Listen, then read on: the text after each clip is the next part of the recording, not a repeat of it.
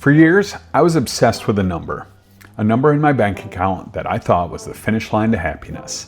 I completely bought into the $1 million lie that a bigger salary automatically meant a better life. But a funny thing happened. The closer I got to that magic number, the more it felt like I was running in the wrong direction. It turns out the secret to a genuinely fulfilling life isn't printed on your bank statement.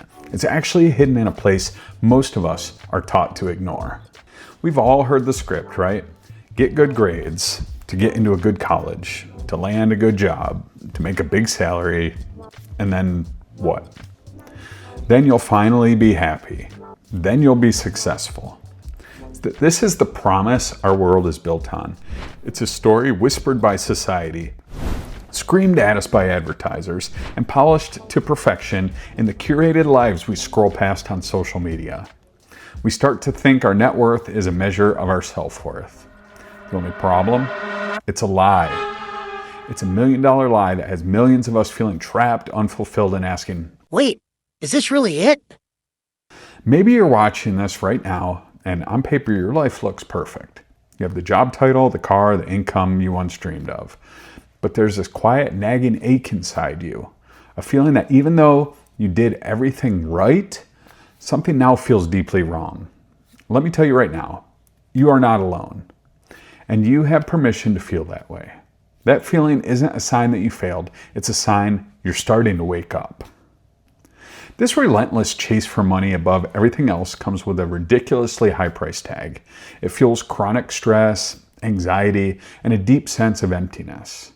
A 2024 Gallup report found that a staggering 41% of employees feel a lot of stress daily. Think about that. Nearly half of the workforce is drowning in stress, often because they're stuck in jobs they don't care about, all for a paycheck that never quite fills that void inside. Globally, things are even bleaker. Only 23% of employees actually feel engaged at work. That means the huge majority of people are just going through the motions, trading their one precious life for a salary that doesn't deliver the happiness it promised. For decades, we were told there was a magic number. A famous 2010 study by Nobel laureate Daniel Kahneman suggested that happiness kind of levels off once you start making about $75,000 a year. But that research has been updated. In a wild twist, Kahneman teamed up with Matthew Killingsworth in 2023, and they found that for most people, happiness does keep rising with income. But, and this is the crucial part, they also found an unhappy minority of people for whom more money does absolutely nothing. Their happiness climbs with income until about $100,000 and then flatlines. Why? Because no amount of money can fix a life that lacks meaning. No salary can heal loneliness or a soul that is crying out for a purpose. The chase itself is a hamster wheel. You get the raise, you buy the shiny new thing, the thrill fades in a week, and you're right back where you started, needing an even bigger hit. It's a game you can't win because the finish line is always moving. So if the $1 million lie is a trap, how do we get out? It all starts by changing the question. Instead of asking, how can I make more money?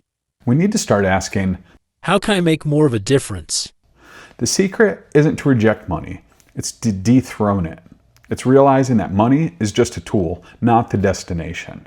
Real, lasting fulfillment comes from something much deeper. It comes from purpose. Think of it like being a sculptor. A sculptor doesn't just find a statue inside a block of marble.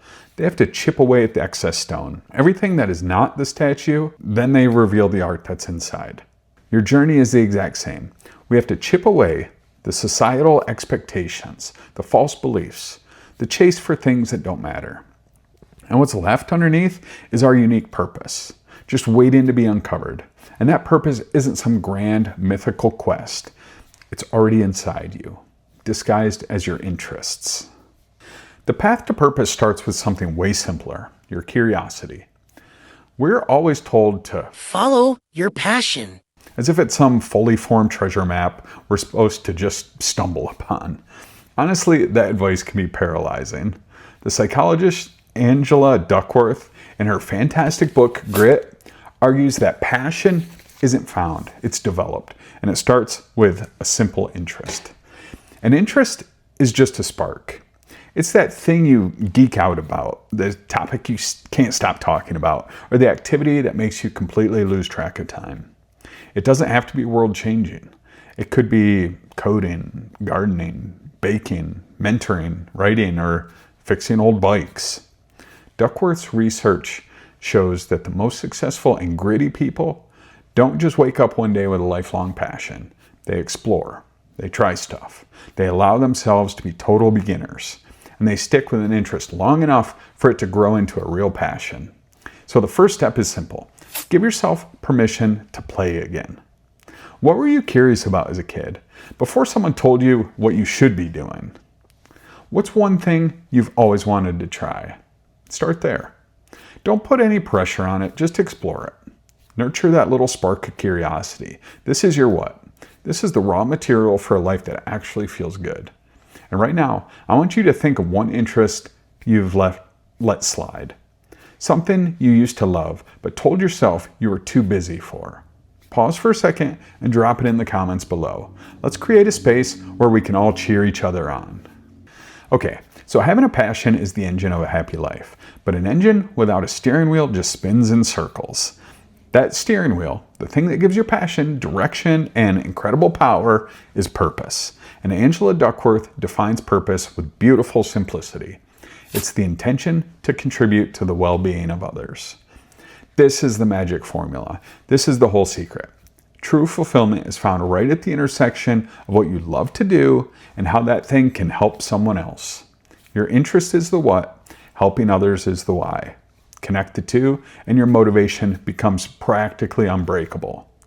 This is the very definition of grit. Passion plus perseverance for a long-term, meaningful goal. When your work is just about you and your paycheck, it's so easy to burn out.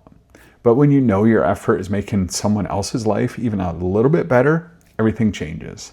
That's because serving others taps into our fundamental human need for connection and meaning. Studies even show that acts of service release happy chemicals like oxytocin and dopamine in our brains, which lowers stress and makes us feel great. Your purpose doesn't have to be starting a global movement. It can be small and personal. If you love baking, bake for a neighbor going through a tough time. If you love coding, volunteer to build a simple website for a local animal shelter. If you're a great organizer, help a friend declutter their home so that they can declutter their mind. It's the act of giving your skills away that fills you up. It transforms a job into a calling and a hobby into a source of profound joy. This isn't just some feel-good philosophy. It's backed by solid research. Duckworth's studies at West Point found that grit, not raw talent or IQ, was the single biggest predictor of which cadets would survive the brutal initial training. They had a purpose that was bigger than themselves. When your motivation comes from the inside, from a genuine enjoyment and purpose, you become more resilient and creative. When it's purely external, driven by a paycheck, it's fragile. We see the fallout from that everywhere. With employee engagement at rock bottom and stress at an all-time high, it's painfully clear the money-first model is broken. It gives people jobs, but no joy. It gives them an income, but no impact. The beautiful thing is, choosing a path of purpose doesn't mean you're destined to be poor. In fact, when you're authentically using your talents to serve others, you create immense value. And when you create value, money tends to follow as a natural byproduct, not the goal. You stop chasing money and start attracting it because you're offering something real, something from the very core of who you are. For so long, we've been sold a lie. The lie that a number in a bank account defines our worth. The lie that happiness is a product you can buy off a shelf. But the real truth is, fulfillment isn't for sale. It has to be built. You build it by finding what lights you up and then using that light to make the world a little brighter for someone else. The whole journey starts with one small step. Don't try to figure out your 30-year master plan today. Just rediscover one forgotten interest.